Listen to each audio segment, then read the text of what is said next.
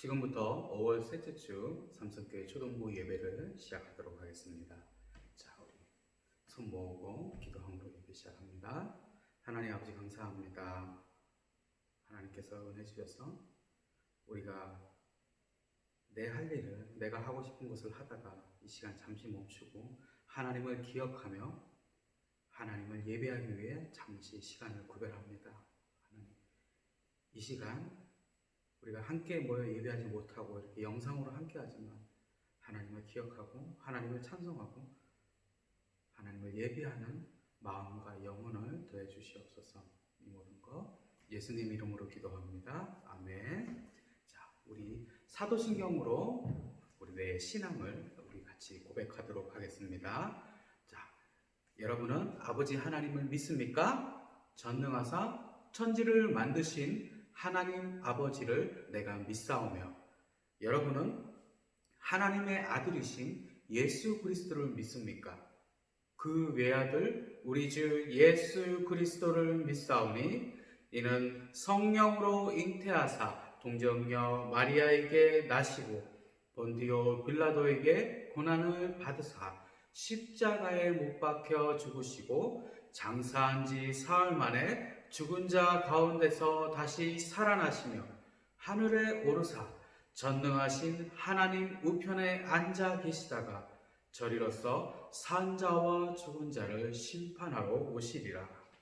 여러분은 성령님을 믿습니까? 성령을 믿사오며 거룩한 공예와 성도가 서로 교통하는 것과 죄를 사하여 주시는 것과 몸이 다시 사는 것과 영원히 사는 것을 믿사옵나이다. 아멘. 우리 예배를 위해서 잠깐 기도하겠습니다. 손 모으고 눈 감고 고개 숙이고 기도합니다.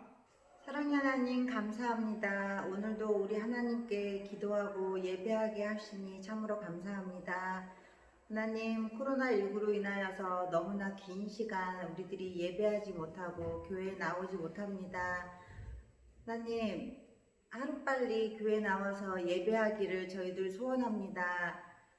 우리 아이들을 주중에 볼 수 있게 하시니 참 감사합니다. 그 밝은 얼굴을 우리가 보고 기뻐했던 그 순간들을 교회에서 함께 맛보길 원합니다. 선생님들과 함께 찬양하고 기도하고 말씀 보는 그 시간이 얼마나 귀하고 소중한지 저희들 깨달았습니다. 아버지, 우리가 이 코로나19로 인하여서 게을러지지 않게 하시고 하나님의 말씀을 더 깊이 알고 새기고 기뻐하는 우리 주일학교 친구들이 될 수 있도록 하나님 함께 해주세요. 가정에서도 어디에 있어서 우리 하나님을 잊지 않는 우리 주일학교 친구들이 되길 원합니다. 하루속히 만나는 그날까지 하나님 기억하고 우리 교회를 생각하는 우리 친구들이 될 수 있도록 함께 해주세요. 오늘 예배 또한 하나님 거룩하게 말씀 잘 듣는 우리 친구들 되게 하시고 언제까지나 우리 주님이 우리와 함께함을 느끼는 우리들이 될 수 있도록 함께 해주시길 원하오며 예수님의 이름으로 기도드립니다. 아멘. 자, 우리 성경책 가장 뒤편에 있는 우리 십계명 같이 읽어보도록 하겠습니다. 시작. 제1계명, 너는 나 외에는 다른 신들을 내게 두지 말라. 제2계명, 우상을 만들지 말고 그것들에게 절하지 말며 섬기지 말라. 제3계명, 내 하나님 여호와의 이름을 망령되게 부르지 말라. 제4계명, 안식일을 기억하여 거룩히 지키라. 제5계명, 내 부모를 공경하라. 제6계명, 살인하지 말라. 제7계명, 간음하지 말라. 제8계명, 도둑질하지 말라. 제9계명, 내 이웃에 대하여 거짓 증거하지 말라. 제10계명, 내 이웃의 집을 탐내지 말라. 아멘. 자, 오늘 이제 말씀은 창세기의 거의 맨 마지막 창세기 50장입니다. 여기 나와 있죠? 창세기 50장 15절, 16절, 17절 총 3절 말씀입니다. 창세기 50장 15, 16, 17 3개의 말씀입니다. 3절의 말씀. 우리 같이 읽도록 하겠습니다. 시작. 요셉의 형제들이 그들의 아버지가 죽었음을 보고 말하되 요셉이 혹시 우리를 미워하여 우리가 그에게 행한 모든 악을 다 갚지나 아니할까 하고 요셉에게 말을 전하여 이르되 당신의 아버지가 돌아가시기 전에 명령하여 이르시기를 너희는 이같이 요셉에게 이르라 내 형들이 내게 악을 행하였을지라도 이제 바라건대 그들의 허물과 죄를 용서하라 하셨나니 당신 아버지의 하나님의 종들인 우리 죄를 이제 용서하소서 하며 요셉이 그들이 그에게 하는 말을 들을 때 울었더라. 아멘.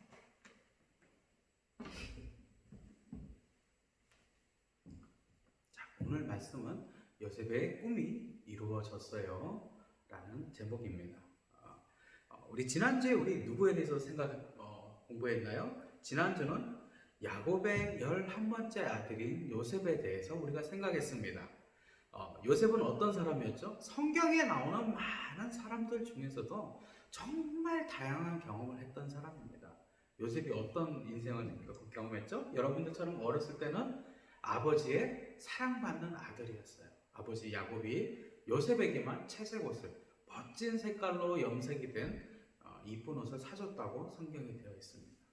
근데 사랑받는 아들에서 노예가 됐다가 다시 노예를 총 감독하는 노예 관리자, 노예장으로 올라갔다가 다시 또 억울한 일로 감옥의 죄수가 됩니다. 그리고 다시 죄수에서 이집트의 총리까지 정말 많은 일을 요셉은 경험합니다. 오늘 이야기는 총리가 된 요셉의 그 쭉 시간이 흐른 다음의 이야기입니다. 요셉이 이제 총리가 되고 요셉이 지난 시간 이집트의 파라오에게 꿈을 해몽했던 것처럼 7년간의 대풍년이 시작됐습니다. 온 나라에 곡식이 가득해집니다. 곡식이 가득해지고 사람들 집에도 곡식이 전부 꽉 차고 요셉이 말한 대로 곡식 저장고를 만들어서 그 안에서 엄청나게 많은 곡식을 쌓아두게 됩니다. 그런데 7년의 그 풍년이 끝나고 나니까 이제 7년 동안 대흉년이 시작이 됩니다. 사람들이 많이 모아두었던 양식도 점점 떨어져 가고 점점 살기가 어려워졌습니다. 그리고 그 흉년은 멀리 있던 가나안 땅에 살던 야곱에게까지도 이어집니다. 온 세상에 흉년이 들어서 곡식이 다 떨어지는데 야곱은 이집트에는 곡식이 있다는 소식을 듣게 됩니다. 그래서 아들을 보내서, 아들이 많잖아요. 아들을 보내서 이집트에 가서 그 곡식을 사오라고 말을 합니다. 형들은 다 모인 후에 혹시 누가 훔쳐갈 수도 있고 강도도 만날 수 있으니까 다 모인 다음에 곡식을 사러 이집트로 떠납니다. 그 당시 이집트의 총리였던 요셉은 이 곡식을 누구에게 팔 것인가 결정할 수 있는 권한이 있었습니다. 근데 어느 날 이렇게 시장에 딱 나갔는데 어릴 때 자기를 팔았던 형들이 곡식을 사러 이집트에 온 것을 보게 됩니다.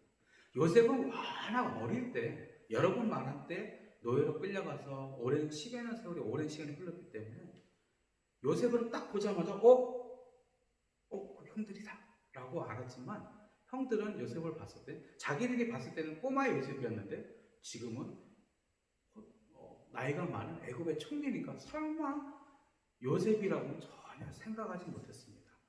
알아보지는 못했죠. 그래서 딱 동생이라고 생각하기는커녕 누군지도 전혀 당연히 애굽의 총리라고 생각을 하니까 앞에 모여서 절을 합니다.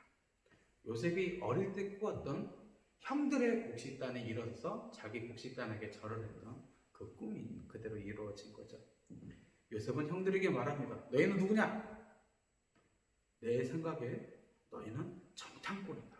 우리나라를, 이집트죠. 우리나라를 엿보러 왔구나 라고 말을 합니다. 요셉은 형들을 감옥에 3일 동안 가둡니다. 그리고 풀어주면서 만일 정탐꾼이 아니라면 너희들이 말한 것처럼 집에 있다는 그 막내 동생을 데리고 와라 라고 말을 하죠. 그리고 떠나기 전에 너희들 중에 한 명은 남아야 된다라고도 말을 합니다. 만일 이렇게 그냥 보내주면 양식만 가지고 갔다가 안 돌아올 수 있죠. 그래서 형들은 가족에게 줄 곡식을 사서 돌아가긴 했지만 한 명은 남아 있을 수밖에 없었습니다. 자, 이제 이 소식은 들은 야곱은 슬퍼하면서 고민에 빠집니다. 그렇게 아끼던 요셉이 어렸을 때 죽었는데 만에 진짜 막내 베냐민마저 보냈다가 무슨 일을 당하면 어떡할까 하고 걱정이 돼서 베냐민을 보내지 않습니다. 아들이 한 명 잡혀 있는데 말이죠. 그런데 시간이 또 흐르니까 사왔던 양식이 점점 떨어져 갑니다. 그래서 또 시간이 얼마 안 있으면 이것마저 다 떨어져서 굶어 죽을 수밖에 없게 됩니다. 그래서 할 수 없이 베냐민을 같이 보내려고 결정을 합니다. 야곱의 그 아들 중에 유다라고 있습니다. 넷째 아들인데 유다가 아버지께 이렇게 말합니다. 막내 베냐민을 데리고 가야 다시 곡식을 살 수 있습니다. 제가 책임지고 지키겠습니다. 라고 아버지를 안심시킨 후에 형제들은 다시 베냐민과 함께 곡식을 사러 이집트로 내려갑니다. 형제들은 곡식을 살 돈은 물론 잘 보이기 위해서 총리에게, 요셉인지 모르죠, 총리에게 줄 선물까지 준비하죠.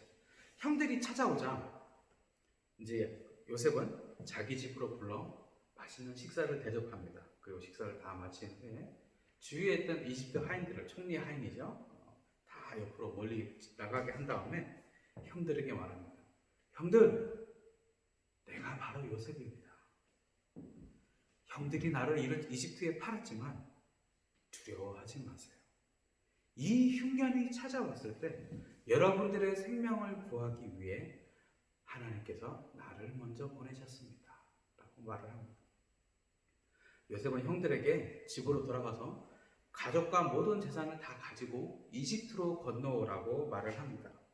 사실 세상 어디에도 지금 이집트만큼 식량이 풍부한 데는 없었습니다. 다른 곳은 다 실년의 풍년인데 그냥 농사가 잘 된다고 많이 먹고 다 쓰기 바빴는데 이집트는 요셉이 총리로 있으면서 천국에 많은 곡식 교장들을 만들어 두고 거기에 차곡차곡 곡식을 준비해 놨습니다.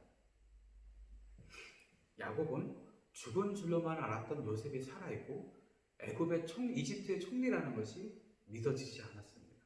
그렇지만 자기를 모셔오라고 요셉이 이집트에 수레를 보낸 것을 야곱이 보고는 이제야말로 정말이다 라는 마음을 먹고 내려가려고 합니다.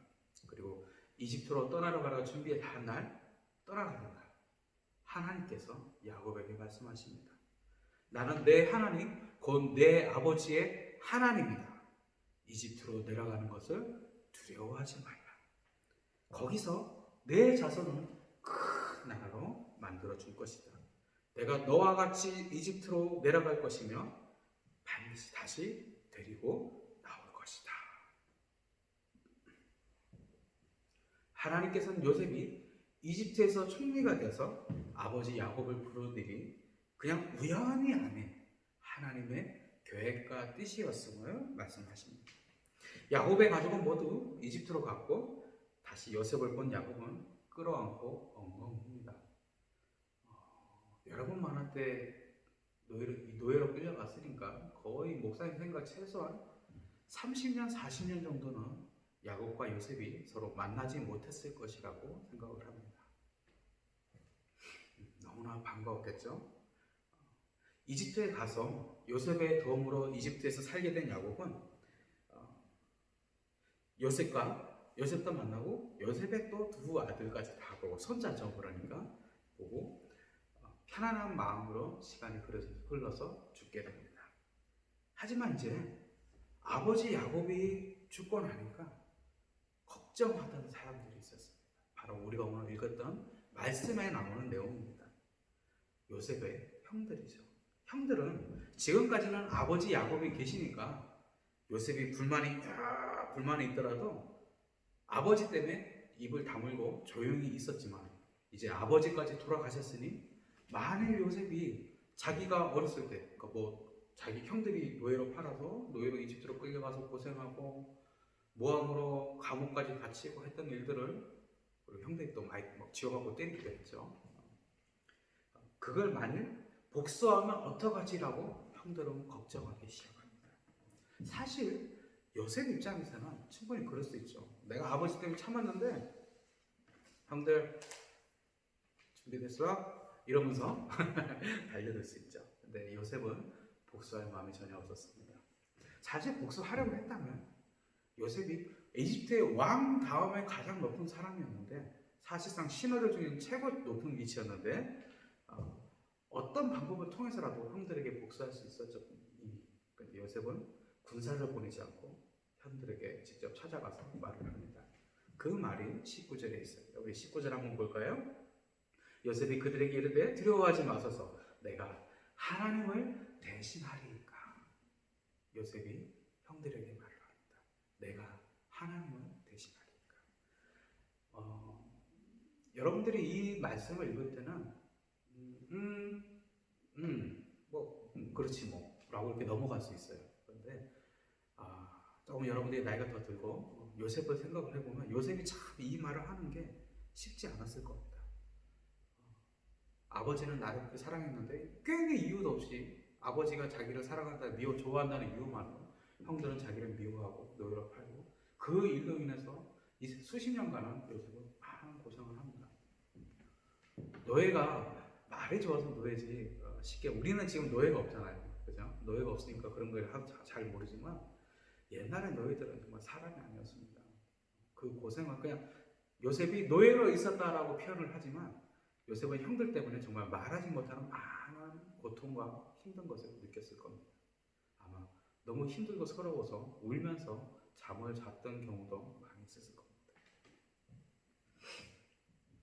그런데 이 요셉이 이 모든 일이 총리가 일어나서 하나님께서 나를 미리 보내셨구나라고 그리고 노예에서 지금의 총리까지 하나님께서 많은 일들을 일으키셔서 계획하셔서 그 계획하신 대로 나를 끌고 오셨구나라고 요셉이 절실하게 느낍니다. 그래서 형들에게 오히려 형들은 이제 이제 요셉이 우리한테 복수하면 어떡하지? 그러고 있는데 요셉은 내가 하나님을 대신하리까라고 말을 하는 겁니다. 요셉의 개인적인 마음이라 정말 얄밉죠, 형들이. 그렇지만 이 모든 것이 하나님의 섭리 안에 계획 아래 있었다는 것을 알았기에 감히 다른 말을 못하는 겁니다. 이후 야곱의 자녀들은 애굽에서 400년을 살면서 하나님께서 처음에 우리 기억나나요? 하나님께서 아브라함에게 무슨 말씀하셨죠? 눈을 들어 하늘을 보라. 내가 내 자손을 저 하늘의 별처럼 많은 큰 민족을 이루게 하겠다라고 하신 그 약속이 이루어지게 됩니다. 성경에 나오는 사람 중에서도 요셉은 정말 어려운 일을 많이 겪는 사람입니다. 우리가 다 아는 대로 사랑받는 아들에서 노예로, 노예에서 노예장으로, 다시 죄인으로, 죄인에서 애굽의 총리로 많은 일을 겪습니다.